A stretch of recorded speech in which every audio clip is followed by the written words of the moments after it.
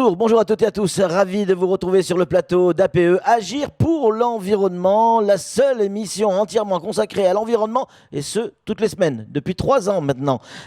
Aujourd'hui, on va consacrer cette émission à l'agriculture, une problématique évidemment importante aujourd'hui. Anne-Constance, on va aborder quel aspect de l'agriculture aujourd'hui ? On va parler de lutte contre le défrichement et on va aussi parler de charbonnage. Ah, important. C'est vrai que quand on voit le nombre de feux que l'on voit sur les collines de Mayotte toute l'année, ça laisse penser que le défrichement est une activité presque, malheureusement, j'allais dire, banalisée. En tout cas, il est possible de faire encore quelque chose. Agir pour l'environnement, au quotidien. Moi, j'y crois. Allez, tout de suite, le sommaire de l'émission.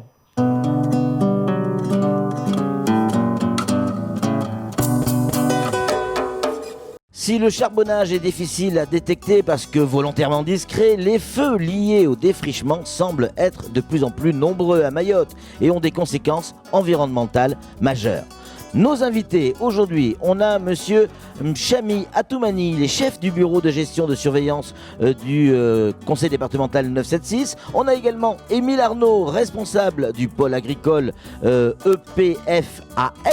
Et puis Daniel Le Sur, que l'on connaît bien sur ce plateau, chef de l'unité forêt bois biomasse de la DAF. Nous ferons le point sur l'occupation du domaine public par l'agriculture illégale et nous découvrirons que les autorités ne sont pas inactives en la matière. En fin d'émission, bien évidemment, on retrouvera Anne-Constance Onguena qui nous indiquera quelques chiffres qui seront des points de repère pour cette semaine. Comment est réalisé le charbonnage à Mayotte ? Cette pratique est totalement illégale. Faut-il le rappeler ? Le défrichement aussi, du reste. Cette pratique est pourtant fréquente et détruit la nature et la forêt. Notre équipe est allée à la rencontre de ces professionnels qui luttent contre les activités illégales. Elle nous fera aussi découvrir, aux côtés d'un agriculteur, les conséquences du défrichement sur la biodiversité. Des images qui font froid dans le dos, signées Pierre Bellucci et Daniel Lunon.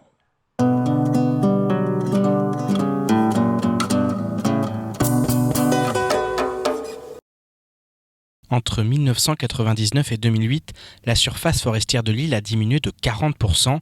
Depuis, la situation s'est encore largement dégradée, mais les autorités sont mobilisées pour inverser la tendance. Une partie des forêts de Mayotte va ainsi être classée réserve naturelle nationale. Cela va notamment permettre de restaurer quelques 4000 hectares de forêts dégradées et de sanctuariser 2800 hectares en bon état. En parallèle, les opérations de lutte contre l'agriculture illégale se multiplient aux 4 coins de l'île. On est en forêt relevant du régime forestier. C'est des forêts publiques, qui sont protégées. Et en plus, les forêts, ils ont des missions. Donc, leur mission, c'est pas d'avoir des cultures. On a des zones agroforestières qui sont un peu plus bas. Non, là, on est vraiment sur des crêtes.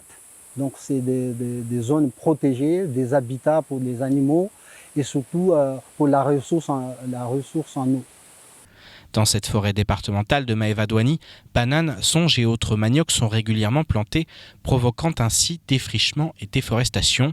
Par ailleurs, afin de fabriquer du charbon pour le revendre ou pour en faire un combustible, la pratique du charbonnage est courante à Mayotte. Dans tous les cas, cela consiste à faire brûler du bois durant plusieurs jours afin qu'il se transforme en charbon. Une technique très réglementée et face à laquelle les services de la DAF sont mobilisés au quotidien. Pour que ça soit légal, il faut que ça soit qu'ils aient une autorisation. Et pour avoir l'autorisation, il faut qu'ils aient le papier du terrain, parce que tu ne peux pas arriver sur un terrain qui n'appartient pas à celui qui fait le charbonnier et puis s'installer. Il faut que ça soit le propriétaire ou bien il donne l'autorisation à une personne pour le faire. Et ça, il demande l'autorisation à la DAF. Les activités de charbonnage accélèrent la déforestation et causent la perte de fertilité des sols. Par ailleurs, le feu qui couvre peut s'intensifier et provoquer un incendie de forêt. Lutter contre le charbonnage et l'agriculture illégale est donc stratégique pour protéger les richesses naturelles de l'île. Déjà, on perd beaucoup en biodiversité, donc on perd notre patrimoine.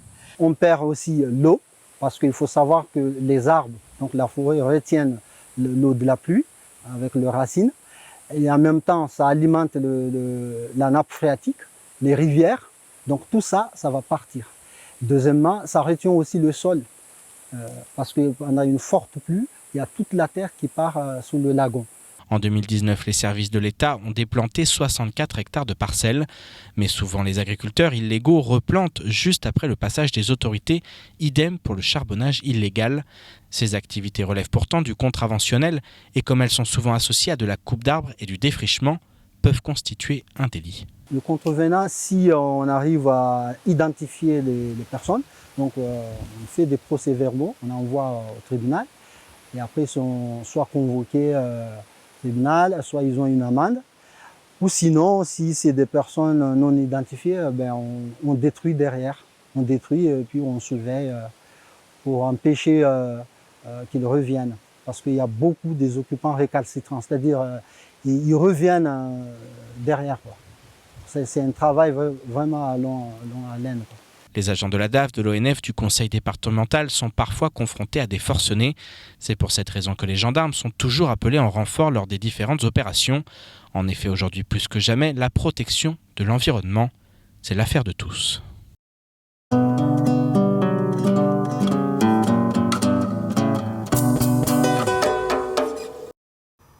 Ouais, des images impressionnantes sur ce reportage signé Pierre Bellucci et Daniel Dunon. On a des invités sur le plateau, on va donc en profiter, on va vous les présenter. On a monsieur Mchami Atoumani qui est chef du bureau de gestion et surveillance pour le conseil départemental 976. Mchami, bonjour. Bonjour. On a également Émile Arnaud qui est avec nous, responsable du pôle agricole UPFAM. Émile, bonjour. Bonjour. J'ai bien dit ce que cette fois-ci, hein, UPFAM. UPFAM, établissement public foncier d'aménagement de Mayotte. Et Daniel Le Sur, qui est chef de l'unité forêt, bois, biomasse pour la DAF. Daniel, bonjour. Bonjour à tous. On va commencer tout de suite avec vous, Mchami, si vous êtes d'accord. Pourquoi l'agriculture illégale s'oppose à la forêt ? Alors, l'agriculture illégale s'oppose, l'agriculture tout court s'oppose à la forêt publique parce que ce n'est pas les lieux pour installer des cultures. Voilà. Et la culture, on l'installe où ? Donc, en tout cas, pas dans la forêt. Pas dans la forêt soumise au régime forestier. Ouais, on va y revenir parce que cette information, elle est importante. Mais d'abord, Daniel, quels sont les clients du charbonnage aujourd'hui ? Alors, je dirais qu'il y a encore une quinzaine d'années, c'était une grande partie de la population. Maintenant, on a des importations de charbon de bois qui viennent de l'extérieur, notamment d'Afrique du Sud. C'est plus de 300 tonnes par an qui sont importées. Donc, on pourrait dire que les productions de charbon de bois favorisent, sont liées, je dirais, à des lieux, c'est-à-dire par facilité, à proximité des lieux de production ou concernant des populations qui sont peut-être plus défavorisées. Encore que le coût du ganga de charbon de bois clandestin est pratiquement le même prix que le charbon de bois d'importation. Donc quel est l'intérêt aujourd'hui d'acheter du charbon venant du charbonnage ? Je pense que c'est par facilité, parce qu'il y a des lieux de production, il y a des personnes qui en vivent, moyennement, on va dire, parce que la plupart du temps, ils sont quand même relativement exploités, et c'est par facilité. Je ne sais pas si vous avez remarqué, mais maintenant, tous les mamans brochetti le long des routes ont pratiquement leur sac de charbon de bois à acheter dans les commerces. C'est clair. Mchami, une parcelle endommagée par le feu, on l'entend souvent cette expression, ça veut dire quoi ? Alors, par le feu, c'est-à-dire... Voilà. Par le feu, c'est-à-dire que une personne qui défriche, en même temps brûle, donc c'est la culture sous brûle, il détruit une bonne quantité de parcelles, détruit la biodiversité, il détruit l'écosystème, détruit les arbres et même les habitats des animaux. Daniel, le sol abîmé, ça a quelles conséquences ? Alors, la pratique du feu, de manière générale, ça va détruire la flore, bien entendu, tous les éléments végétaux, mais aussi la microfaune dans le sol. Donc obligatoirement, ça entraîne une baisse de la fertilité des sols et ça expose le sol à l'érosion. Donc c'est une mauvaise pratique qui fait des dommages au... Et le sol est abîmé pour combien de temps ? Alors, sur les pratiques du feu, là où il y a eu un charbon de bois ou je dirais un feu qui court, on est sur des pas de temps de plusieurs années, le temps que cela se reconstitue. Quand on parle d'occupation illégale du domaine public, est-ce qu'on peut dire ou imaginer que tous les occupants des parcelles du domaine public sont de mauvaise foi ? Mchami ? Non, on ne peut pas dire ça. Voilà. Par contre, il y a certains sûrement sont de mauvaise foi. Oui, certain. Mais on l'a vu dans ce reportage. On a la chance d'avoir Émile Arnaud avec nous. Émile, comment accompagner ces gens dans la régularisation forestière, justement, foncière, pardon? Quelques mots donc sur les femmes, hein. Nous on est chargé vraiment de l'aménagement du territoire, qu'on soit en espace urbain ou agricole, et on n'intervient pas donc sur la régularisation du foncier, même si dans le cadre d'aménagement, de nos opérations d'aménagement et d'équipement du foncier agricole, il peut nous arriver de travailler sur la formalisation d'un certain nombre d'occupations qui jusque-là n'étaient pas légales, mais donc là on travaille vraiment sur des projets et on ne travaille pas de manière générale sur la régularisation du foncier. Mais pourtant l'État a commencé à faire des baux pour les agriculteurs. L'État a en effet commencé à faire des baux, c'est-à-dire que l'État souhaite, dans le cadre de l'aménagement, on va dire du développement agricole du territoire, permettre une mobilisation de son foncier, c'est-à-dire que l'État est propriétaire de 700 hectares de foncier agricole aujourd'hui à Mayotte.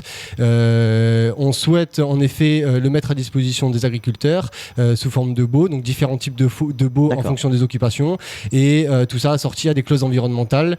Donc là on parle de maintien d'un couvert végétal, on parle d'aménagement anti-érosif, on parle de cadrage dans l'utilisation des produits phytosanitaires, etc. Ouais. Et du côté du conseil départemental, Mchami, il fait quoi justement par rapport à cette problématique? Alors, le département, par contre, propose des conventions dans des zones qu'on appelle agroforesterie, enfin, pour installer c'est-à-dire on mélange l'agriculture et un peu de forêt. D'accord. Mais c'est des zones vraiment dédiées et choisies par le service. D'accord. Donc c'est repéré, c'est analysé. C'est repéré. À l'avance. Et c'est quoi? Vous dites des conventions, mais c'est des baux en fait? Oui, tout à fait. Oui. C'est des baux. Et qui sont mis à disposition des futurs agriculteurs. Est-ce que c'est adapté, j'allais dire, à la bourse, aux moyens que les uns et les autres peuvent avoir? Est-ce que c'est pas trop cher? Non, c'est pas trop cher. Ouais. C'est en fonction de la surface occupée, quoi. Oui, évidemment. Émile, les agriculteurs ont besoin de terre pour augmenter leur production, leurs revenus, leur capacité d'investissement. Comment fait-on pour mobiliser le foncier à cette fin? Bon, là, il y a deux éléments de réponse selon les caractéristiques du foncier, mais si on est sur du foncier public, l'idée c'est donc de définir une stratégie d'intervention commune à l'ensemble des propriétaires pour finalement mettre à disposition ce foncier aux agriculteurs professionnels sans pour autant déséquilibrer, c'est-à-dire qu'on a quand même une grande partie de l'alimentation de Mayotte qui est produite par de l'agriculture familiale, des jardins familiaux. Donc l'idée c'est en effet de mettre à disposition, d'avoir une stratégie commune, que ce soit les communes, l'État, le département, sur la mise à disposition du foncier et qu'est-ce qui va être fait sur ce foncier. Et il faudrait mobiliser combien d'hectares selon vous? Bon là ce serait difficile à dire. Ce qui est sûr c'est que aujourd'hui on a un besoin de valoriser chaque parcelle agricole, notamment pour désenclaver justement les espaces naturels qui sont mis en culture. Et donc aujourd'hui on n'a pas vraiment de visibilité pour dire quelle superficie il faudrait valoriser pour le monde agricole. Donc dans cette affaire en quelque sorte, quel est le rôle des femmes justement? Alors les femmes, on a différentes missions au niveau du pôle agricole. Là, dans ce qui nous concerne aujourd'hui, c'est qu'on intervient sur l'aménagement et l'équipement du foncier agricole. Ça fait 2 ans que vous êtes là-dessus, je crois. Ça fait 2 ans. Bon là, il y a un projet sur lequel on est un peu plus avancé, c'est au niveau du pôle agricole de Mromoou. Donc on travaille avec la collectivité, avec la communauté des communes du Sud et avec la commune. Et l'objectif, c'est d'équiper le foncier, parce que certes, les agriculteurs ont besoin de foncier, mais ils ont besoin d'un foncier équipé de façon à augmenter leur productivité et ainsi limiter la colonisation des espaces naturels. Donc on travaille sur l'hydraulique agricole, c'est-à-dire mettre en place des réseaux d'irrigation. On travaille sur le développement des pistes pour faciliter l'accès à ces parcelles, sur la sécurisation, sur l'électrification de ces parcelles-là aussi, tout ça dans un objectif d'améliorer la productivité de ce foncier agricole. Mchami, du côté du conseil départemental, en 2019, vous avez, pas vous personnellement, mais le service, déplanté 80 hectares, si nos informations sont justes. Que sont devenues ces parcelles aujourd'hui? Alors, les parcelles, donc, on fait des opérations donc, pour récupérer ces parcelles-là. On peut avoir donc 2 options. Soit on reboise avec le service à travers des opérations de marché, soit par l'intermédiaire des équipes d'insertion, où on fait aussi de la lutte contre les espèces envahissantes. Voilà. Alors, je voudrais finir avec vous, Daniel, si vous êtes d'accord, pour revenir sur ces images qui sont derrière nous, qui sont des images impressionnantes, parce que on voit des forces de l'ordre, des gendarmes, détruire des puits de charbon. Est-ce qu'on peut dire qu'à l'endroit où il y a eu le puits de charbon, le sol est mort ? On peut le dire, mais c'est très ponctuel. C'est sur des surfaces très limitées. Là, vous avez dans l'image, dans le reportage que vous avez fait... Ça fait quoi 3-4 mètres sur 3 mètres? C'est une petite charbonnière. C'est ça, ouais. Mais vous avez des charbonnières bien plus conséquentes qui peuvent représenter voire une centaine de mètres cubes, voire plus loin. Et dans ce cas-là, on est sur des surfaces de plusieurs dizaines de mètres carrés.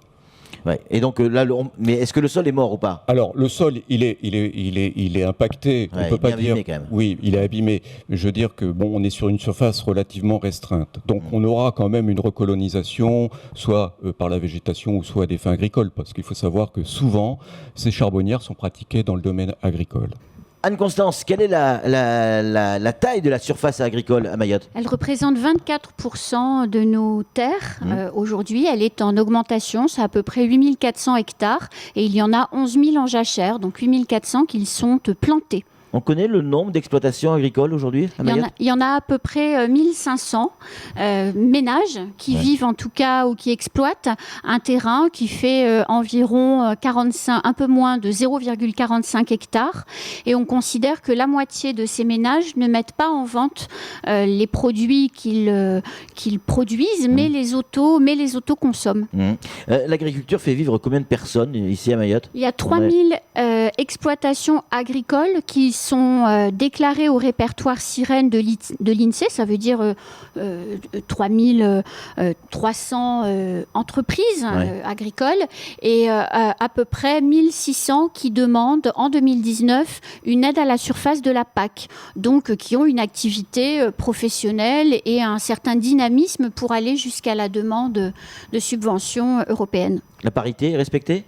La moitié des chefs d'exploitation sont des femmes à Mayotte. C'est plus qu'en métropole.